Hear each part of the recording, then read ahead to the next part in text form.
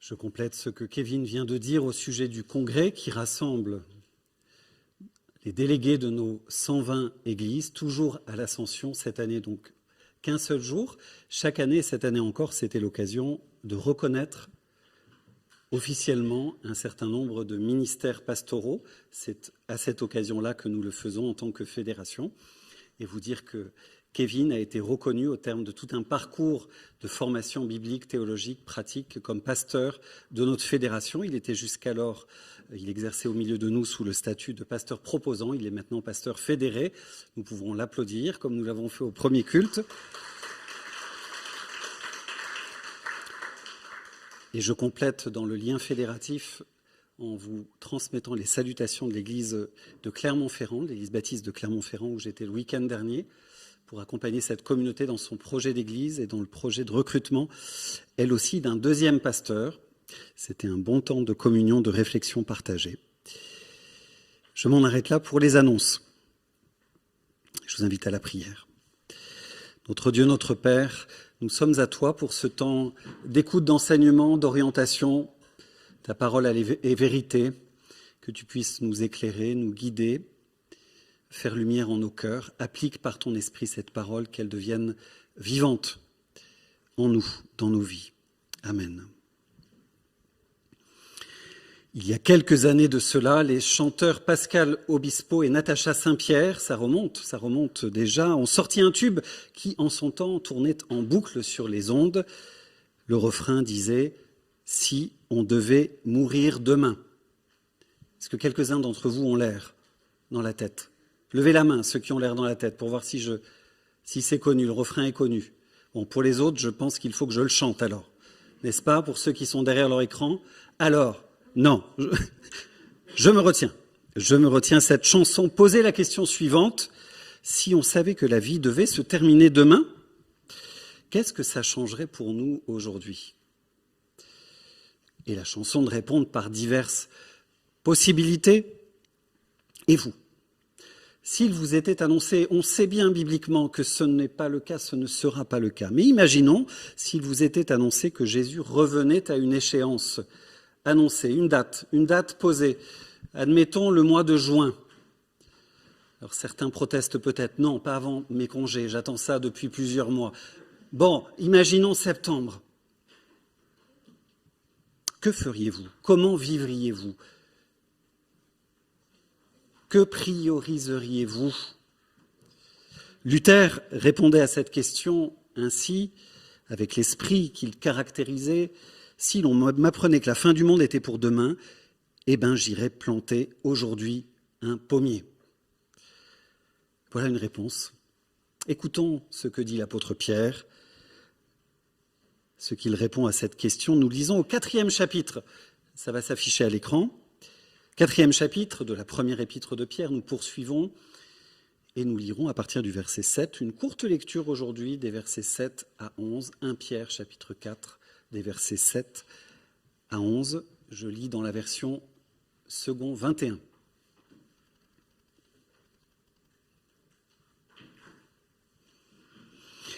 Il est question de fin du monde, effectivement. La fin de toute chose est proche, dit l'apôtre. Soyez donc sages et sobres afin de vous livrer à la prière.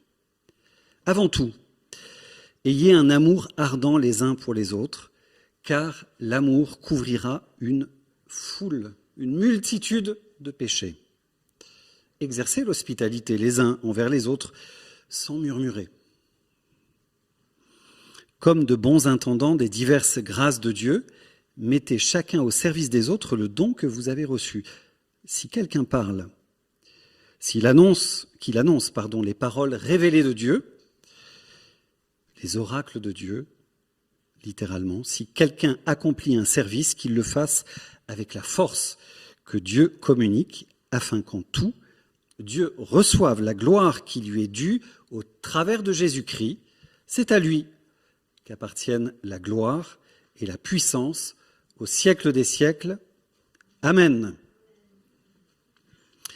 Pierre annonçant la fin du monde, proche, prochaine, c'est-à-dire la seconde venue de son Seigneur, lui qu'il a côtoyé de son vivant, nous adresse des exhortations pratiques qui sont au nombre, je crois, de 4 dans notre texte. 4 marques distinctives de la vie chrétienne dans un monde qui est en sursis, présenté comme tel. Ces 4 marques distinctives, quelles sont-elles? On pourrait les relever ensemble. Successivement, nous avons la sobriété, accolée à la sagesse, qui est traduite par modération. Ce sont des synonymes. Je retiens la sobriété, l'amour, l'hospitalité, qui est un amour en action, et le service, qui est également le prolongement de l'amour dans l'action. Alors bien sûr, il y a d'autres qualités chrétiennes, mais dans ce texte, en vue de la fin du monde qu'il annonce, ce sont ces 4-là, ces 4 marqueurs-là, ces 4 qualités-là que l'apôtre choisit de mettre en avant. Et je vous propose maintenant d'essayer de comprendre pourquoi en les abordant successivement. Brièvement, la sobriété tout d'abord. La première conclusion donc que Pierre tire au sujet de la fin du monde, du fait qu'elle est proche, que le Seigneur approche, c'est cette invitation à être sage, pondéré, j'ai dit modéré, pondéré, et sobre, en vue de la prière. La sobriété. Ce n'est pas forcément la première qualité que l'on recherche, que l'on expose, que l'on valorise, dont on parle le plus souvent, sans doute pas celle qui fait le plus rêver, peut-être, la plus enthousiasmante ou la plus motivante, mais c'est en tout cas celle-ci qu'il met en premier. Alors quand on parle de la sobriété ici, ce n'est pas forcément en premier lieu la sobriété au sens de ne pas s'enivrer, de ne pas être ivre, mais cela le contient, l'implique aussi. Il s'agit d'un sens beaucoup plus large, je crois.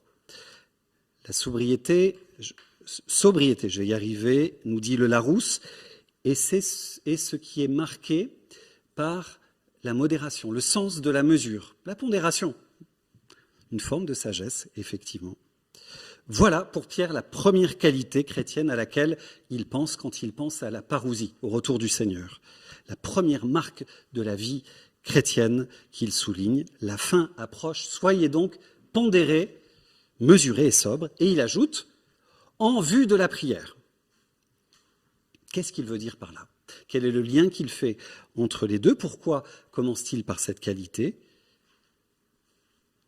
Tout d'abord, j'aimerais relever que cette exhortation est en rapport avec un thème fondamental et régulier dans l'enseignement de Jésus qu'il a côtoyé pendant plusieurs années de discipulat. Ce thème dans le Nouveau Testament où Jésus exhorte ses disciples à veiller et à prier en attendant son retour. On le sait, on le voit dans l'Évangile, c'est un refrain qu'il nous rappelle ici. Quand il dit veiller et prier, il ne s'agit pas littéralement, je crois, de le faire en continu tout au long de sa vie, H24. Je crois que ce n'est pas possible pour moi, en tout cas physiquement, de veiller, s'endormir, de prier. Et c'est là une image que Pierre emploie dans l'attente de la parousie pour l'ensemble de notre vie chrétienne. Pierre nous invite à garder, je crois, ouvert en permanence un canal de communication ouvert avec Dieu tout au long de notre vie, avec cette perspective du retour du Christ. Restez éveillés, restez vigilants. L'esprit conscient de cette réalité, de ces réalités spirituelles. Cela dit, une fois dit ça, rappelant que c'est juste une image, ça ne doit pas nous dédouaner non plus de réserver des temps dans notre quotidien de prière régulier, 10 minutes, 20 minutes, une demi-heure, 1 heure ou plus, et de le faire probablement, et je parle pour ma part d'abord, plus que nous ne le faisons, je le crains. Le pasteur John Piper, c'est un nom qui doit vous dire quelque chose, pour plusieurs en tout cas, a eu cette formule assez bien sentie, je trouve, je crois. Il a dit que la première utilité de Facebook et de Twitter, c'est qu'au jour du jugement dernier, il y aura la preuve manifeste que le manque de prière n'était pas dû au manque de temps. C'est assez bien vu. Et combien il est difficile, effectivement, de nous astreindre au-delà de ce canal continuel que nous pouvons, la pensée de la présence de Dieu, de intentionnellement, régulièrement, avec discipline, réserver un temps suffisant, un temps explicite de prière. Prier davantage dans notre quotidien, disposer de ce canal de communication ouvert, régulier, implique effectivement, dans tous les cas, et c'est ce que je suggérais avec Twitter et Facebook, de diminuer ce qui, dans nos vies, va faire obstacle. Kevin, dans sa prière, parlait de ces obstacles dans la réception de la parole de Dieu. Tout ce qui, dans nos vies, va contribuer à faire obstacle ou installer des dérivatifs, des dérivations, des distractions à cette communication, au sentiment de l'urgence, au sentiment de l'essentiel. Et c'est pour ça, je crois, que l'apôtre nous commence par nous inviter à être sobres, mesurés dans nos passions, dans nos attachements, dans la gestion de notre vie, de nos quotidiens, de nos attaches. Être sobre pour être concentré sur ce qui doit faire l'essentiel de notre vie, ce qui doit la gouverner, et s'assurer aussi régulièrement que possible que notre vie est ancrée en Christ et ancrée dans l'espérance de son retour, qui est une réalité, son retour prochain. Je résume et je finis, ou presque sur ce premier point. Plus on oublie que Christ va revenir, plus on risque de moins prier et de se laisser distraire. En revanche, plus on priera, plus on aura de chances de garder à l'esprit le fait que le monde actuel, je reprends cette expression, est en sursis. Et que Jésus-Christ va bel et bien venir, c'est là notre espérance, revenir. En cela, soyez sobres, mes frères, mes sœurs, mesurés, demeurant concentrés sur l'essentiel. Juste d'un mot, je rajoute, avant de passer à la deuxième qualité de Pierre, que Pierre présente, la sobriété ne veut pas dire pour autant, comprenez-moi bien, que nous devrions renoncer à tout plaisir, tout loisir, cultiver une austérité radicale, ces plaisirs qui nous viennent légitimement de la création de Dieu, qui sont dons de Dieu, dont nous pouvons disposer, dont nous pouvons jouir légitimement, et c'est une manière d'honorer Dieu, je crois, mais toujours dans une juste perspective. La modération, c'est le sens des équilibres, y compris dans notre façon de vivre, dans la création, d'en profiter sous le regard de Dieu, en relation avec lui, pour éviter que un certain nombre de choses viennent nous distraire ou viennent prendre la place de ce que Dieu seul peut combler. Qu'est-ce qui, dans nos vies, je finis ce point avec cette question, chacun y répondra pour sa part, pourrait prendre une place excessive, nous emporte, nous préoccupe à l'excès, fait reposer sur nous une charge mentale, c'est une expression très contemporaine, si forte qu'elle nous prive du sentiment de la disponibilité de Dieu, de la présence de Dieu. Cherchons la sobriété pour une vie cachée et vécue devant Dieu. La deuxième qualité que Pierre évoque et qu'il exhorte à appliquer, c'est l'amour. Verset 8, un amour fervent, j'entends un amour brûlant, j'entends un amour en action, pas juste une bienveillance générale, mais quelque chose qui nous met en marche. Et il complète, car l'amour couvre une foule, une multitude de péchés. Comment comprendre, et je vous propose de glisser sur cette deuxième partie qui est la plus difficile dans ce texte, je crois, qui a fait couler pas mal d'encre dans les commentaires bibliques. Qu'est-ce que Pierre veut dire lorsqu'il dit que l'amour couvre une foule, une multitude de péchés? Il y a principalement deux façons de comprendre, traditionnellement. Tout d'abord, on pourrait comprendre que l'amour que l'on donne à autrui couvre une multitude de nos péchés, de nos propres péchés. Ce qui rejoint une certaine vision populaire, je crois, selon laquelle, pour reprendre une autre chanson de Pascal Obispo, l'important c'est d'aimer. Ne me demandez pas encore de la chanter. Autrement dit, et c'est quelque chose que l'on entend souvent, le plus important, c'est pas très grave d'avoir dans sa vie commis tel ou tel péché, telle ou telle faute, tel ou tel écart, nous serons jugés, notre mesure sera celle de l'amour. nous l'entendons souvent. Est-ce que c'est ça que Pierre veut nous dire ici ? Certains commentateurs bibliques l'ont avancé, vous l'avez compris, mais je crois, au regard du contexte immédiat de ce que Pierre est en train de dire, au regard de ce qu'il enseigne dans sa lettre d'une manière générale quant au salut, quant aux moyens de salut, de rédemption, quant à ce que l'Évangile nous enseigne par ailleurs, Pierre est clair, il insiste à plusieurs reprises sur l'œuvre de Jésus-Christ par laquelle seuls nous sommes réconciliés avec Dieu, le seul moyen de notre pardon, le seul moyen par lequel Dieu nous couvre effectivement de nos fautes et nous fait grâce si nous sommes unis au Christ par la foi. Un autre argument décisif, je crois, pour rejeter cette première interprétation, c'est que Pierre, en fait, n'invente pas ces mots.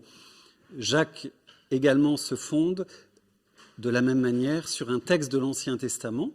Dans les Proverbes, au chapitre 10, verset 12, nous lisons ceci, « La haine éveille les querelles, mais l'amour couvre les offenses ». Il y a là une référence explicite. La haine éveille les querelles, mais l'amour couvre les offenses. Et il s'agit là, du coup, clairement, des offenses qu'autrui peut me faire, le mal qu'autrui peut me faire, y compris dans la communauté chrétienne, évidemment. Face au mal qui m'est infligé, face à l'offense qui m'est faite, quelle est ma réaction ? Vais-je essayer ce qui m'est tout à fait naturel, de vouloir répondre à l'offense par l'offense, de vouloir quitter le terrain, fuir, ne pas répondre du tout, rendre les coups de nez, au contraire, et amplifier par là le phénomène de la violence dans un cycle sans fin? Est-ce que je vais vouloir rendre public le mal qu'on m'a fait, afficher le frère, la sœur qui s'est mal comporté à mon égard? La communauté ne devrait-elle pas être mise en garde de ces méfaits? N'est-elle pas dangereuse? Ce n'est pas ce que Pierre nous invite à faire d'une manière générale. Ce n'est pas le marqueur fondamental de la vie chrétienne. Au contraire, face à l'offense, nous devons énergiquement, courageusement chercher à mettre l'amour en action en couvrant la faute de l'autre. Il ne s'agit pas, au regard de l'ensemble de l'Évangile, de couvrir en minimisant le mal, l'offense faite, en ne l'évoquant jamais avec celui qui nous a fait souffrir. Au contraire, l'amour va vers l'autre pour évoquer ce qui a été vécu, parce qu'on est attaché à l'autre. Pierre a sans doute à l'esprit l'enseignement de Jésus, qu'il a reçu, et la question qu'il a posée, à laquelle Jésus a répondu. En Matthieu 18, nous lisons, c'est Jésus qui parle d'abord, Pierre qui pose une question et Jésus répond, « Si ton frère a péché contre toi, va et reprends-le seul à seul. S'il t'écoute, tu as gagné ton frère. » Alors Pierre, notre Pierre, s'approcha de Jésus et lui dit, « Seigneur, combien de fois pardonnerai-je à mon frère lorsqu'il péchera contre moi? Est-ce que ce sera jusqu'à 7 fois ?» Jésus lui dit, « Je ne dis pas jusqu'à 7 fois, mais jusqu'à 70 fois 7 fois, avec une référence explicite à Lémec dans l'Ancien Testament qui avait promis de se venger jusqu'à 70 fois 7 fois. Jésus invite ses disciples, Jésus invite Pierre, Jésus nous invite et Pierre à son tour nous exhorte à pardonner de manière inlassable. Non pas pardonner en minimisant, je l'ai dit, l'offense, mais en allant vers son frère, vers sa sœur, courageusement, y aller, va, non pas pour gagner contre lui, contre celui qui t'a fait mal, mais pour gagner ton frère, nous dit le texte, et le gagner à l'Évangile, l'aider à faire relecture de ce qui s'est passé, se repentir et à accueillir la grâce de Dieu à son tour. Et être couvert, l'amour couvre courageusement un grand nombre de péchés. Nous pourrions rajouter, et je m'en arrête là, l'amour couvre aussi des péchés lorsque dans la vie quotidienne, que ce soit dans le couple, en famille, en communauté, il y a un certain nombre d'agacements, de fautes, de maladresses de l'autre. Parfois, je peux simplement laisser courir, supporter mon frère, ma sœur, en dépit de ce qu'il peut faire de désagréable. C'est une autre manière, mais ce n'est pas la principale. Nous qui vivons quotidiennement du pardon inlassable de Dieu, portons cette marque du royaume. Ne nous lassons pas de faire grâce, de pardonner face à l'offense, Je résume, ne jouons ni la carte de l'indifférence, ni celle de la haine qui amplifie, envenime le conflit, mais allons voir notre frère, notre sœur, avec espérance, avec prière, avec discrétion, vous l'aurez compris, non pas, je le redis, pour gagner contre lui, non pas pour l'afficher, non pas pour lui faire du mal, mais pour le gagner à soi et à l'Évangile. L'hospitalité. Cet amour fervent, cet amour courageux, cet amour en action va connaître une deuxième application concrète maintenant. L'hospitalité donc. C'est la troisième qualité, la troisième marque spécifique de la vie chrétienne que Pierre invite à cultiver auprès de ses lecteurs dans la perspective, je le redis encore, qu'on ne perde pas le focus, le but, dans la perspective du retour du Seigneur. Exercer l'hospitalité les uns envers les autres, sans râler, dit-il textuellement, sans maugréer, c'est-à-dire de bon cœur. Cela peut être, et je vais commencer par là, avant d'évoquer le devoir d'hospitalité qui repose sur nous individuellement en tant que famille, cela peut commencer d'abord par l'exercice de l'hospitalité en tant qu'Église. Le sens avoir, et c'est dans notre vision d'Église, le sens de l'accueil de l'autre, de celui qui n'est pas encore là, lui faire place, parfois se laisser déplacer, prendre du temps avec. Dans le texte original en grec, le mot qui est employé pour l'hospitalité est le contraire de la xénophobie. L'hospitalité, c'est l'amour de l'étranger. C'est inviter l'autre chez soi, dans son monde, l'accueillir, lui faire place. Quelle place faisons-nous à ceux que Dieu nous envoie? Quel temps prenons-nous avec ceux qui sont nouveaux au milieu de nous? Collectivement, j'évoque ça aussi, accueillir dans l'Église peut se faire, et nous le faisons, dans le cadre un peu moins dans le contexte sanitaire, dans le cadre de la diaconie, la Beige pour notre Église, accueillir ceux qui n'ont pas assez pour vivre, exercer l'hospitalité dans l'Église, leur témoigner de notre foi de manière solidaire, de manière aimante.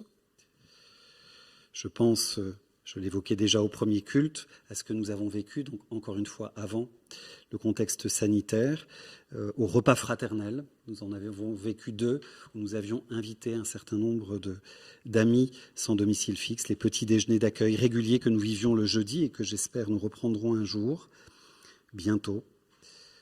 Mais ce que Pierre affirme, je le disais, implique aussi, peut-être d'abord, notre hospitalité, notre responsabilité individuelle et familiale. Et je dis immédiatement à ce sujet que nos circonstances et nos possibilités à ce sujet sont assez diverses. Tous n'auront pas la même vocation ou les mêmes possibilités à exercer l'hospitalité. Je m'explique. Certains au milieu de nous, et je l'entends régulièrement, sont gênés parce qu'ils ne peuvent pas exercer l'hospitalité. Chez eux, c'est trop petit. Chez eux, c'est trop loin. C'est difficile d'y aller. Chez eux, c'est un studio de juste 10, 15, 20 mètres carrés. L'hospitalité n'est pas forcément d'inviter des amis de l'Église ou une famille à manger une raclette chez soi. L'hospitalité, c'est plus large. L'hospitalité, c'est prendre un temps avec l'autre et l'accueillir dans son monde, dans son univers. Ça peut être offrir un café simplement, chez soi ou à l'extérieur. Ça peut être prendre un temps de qualité suffisant, intentionnel à la fin du culte, aller vers un autre que l'on ne connaît pas et lui faire un peu de place dans son monde, chez soi. Lui poser la question réellement, comment ça va? Pas juste par formalité, mais prendre un temps d'écoute. Pour ceux qui ont peut-être un plus grand chez eux, ça pourra effectivement être la forme d'un repas. Ça peut être pour certains ou certaines familles la présence d'esprit, l'idée de penser, je prends cet exemple parmi d'autres, mais à un étudiant que l'on a repéré, que l'on sait seul, loin de chez lui, que l'on sait, avec un budget serré, manger des pâtes et des conserves toute la semaine, avoir cette penser pour lui de manière régulière de l'inviter pour passer un bon temps autour d'un bon repas dans une ambiance familiale. Ça peut être pour ceux et celles qui ont un jardin, d'avoir la pensée de quelqu'un dont on sait qu'il a souffert pendant l'année écoulée d'avoir été confiné dans un petit appartement. Cette semaine, une famille chrétienne nous a offert une forme d'hospitalité. Elle nous a mis à disposition pendant 3 jours autour de l'Ascension. J'ai vécu le congrès sous Zoom face à la montagne, un chalet tout à fait sympathique, en famille. C'était une manière d'hospitalité.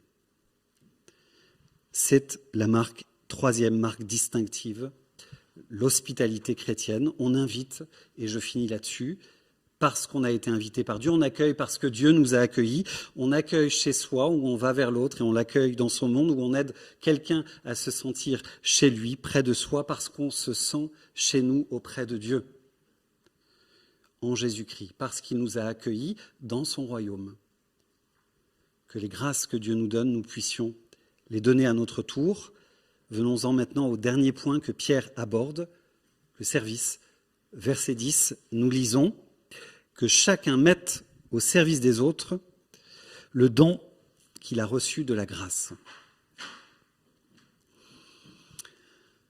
Et là, c'est le même principe qui s'applique. Nous venons de voir au sujet de l'hospitalité que l'hospitalité, c'est donner parce que l'on a reçu de Dieu. Imiter Dieu en cela, et c'est de la même manière le même principe que Pierre évoque concernant ce qu'il appelle les dons de la grâce. Ces dons qui sont les manifestations concrètes de la vie de l'Esprit dans l'Église. Vous vous souvenez, dans un passage qui est peut-être plus connu, l'apôtre Paul, en 1 Corinthiens, des chapitres 12 à 14, cet ensemble qui parle des dons au service du corps, l'apôtre Paul dit, et Pierre de la même manière, que mettre en pratique un don de l'Esprit, ça veut dire tout simplement faire profiter à la communauté de ce que Dieu m'a donné.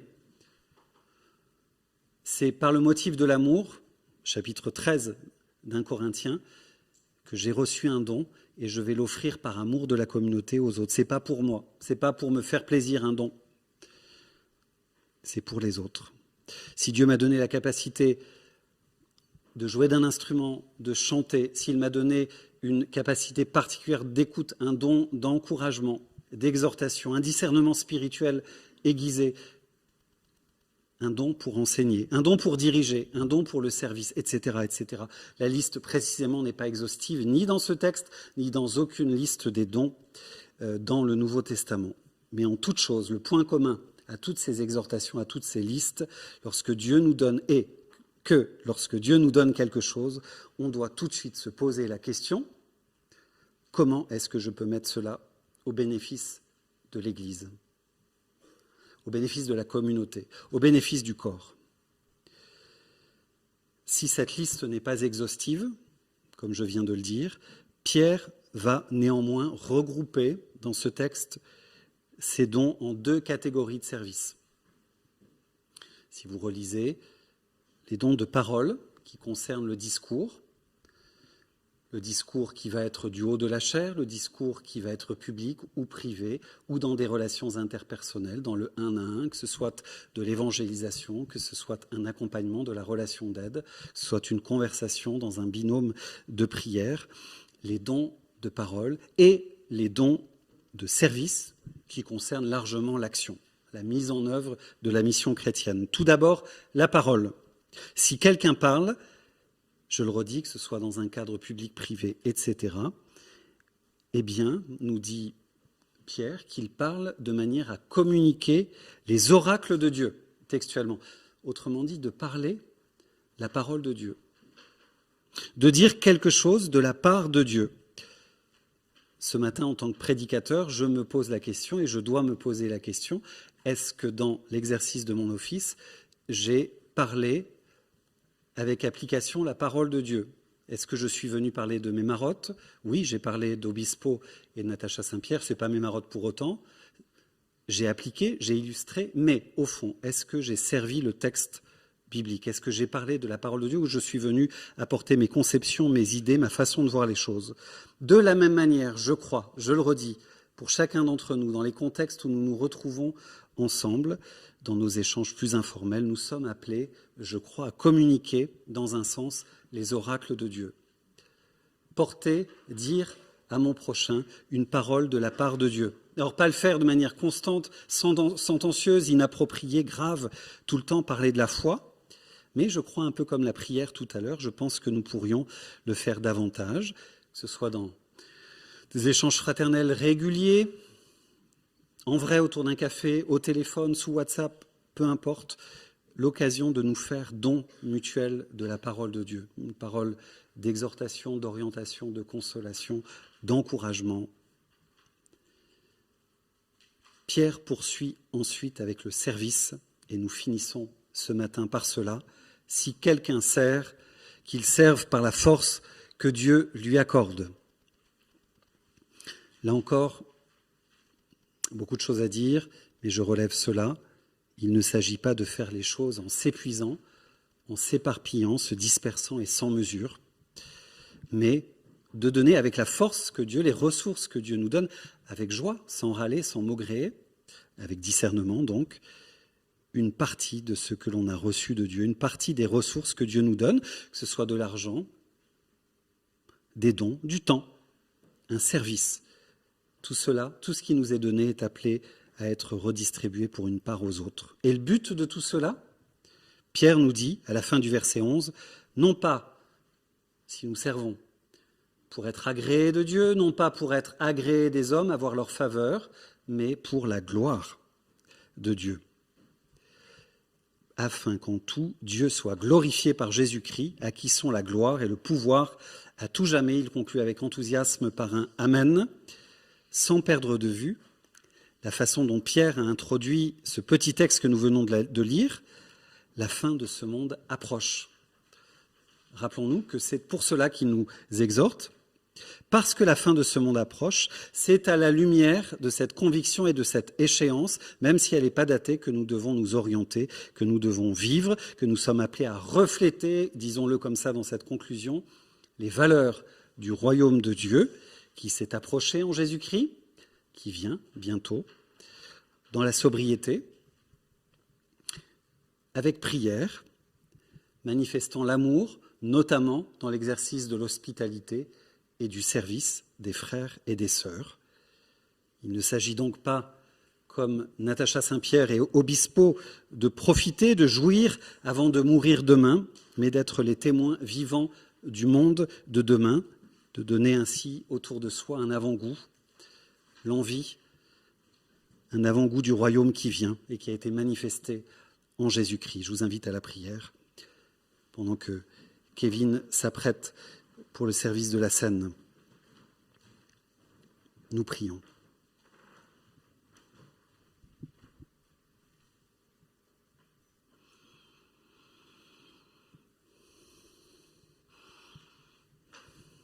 Notre Dieu, notre Père, nous te rendons grâce parce que tu as exercé à notre endroit l'hospitalité. Tu nous as accueillis, nous qui étions éloignés, ennemis, rebelles. Nous qui t'avions offensés, tu es venu nous gagner, tu es venu couvrir nos fautes. Unis à ton Fils, nous voilà co-héritiers de ce royaume qui s'est approché, dont tu nous appelles à vivre les prémices. Seigneur, ce matin, que tu puisses, par ton esprit, remplir, irriguer nos cœurs et nous permettre de vivre toutes ces dimensions auxquelles tu nous appelles. Celle de la sobriété, une vie de prière davantage vivante, nourrie, consciente, l'exercice de l'amour, de l'hospitalité, le sens du service. Seigneur, rends tout cela vivant au milieu de nous, dans l'attente de ton retour. Amen.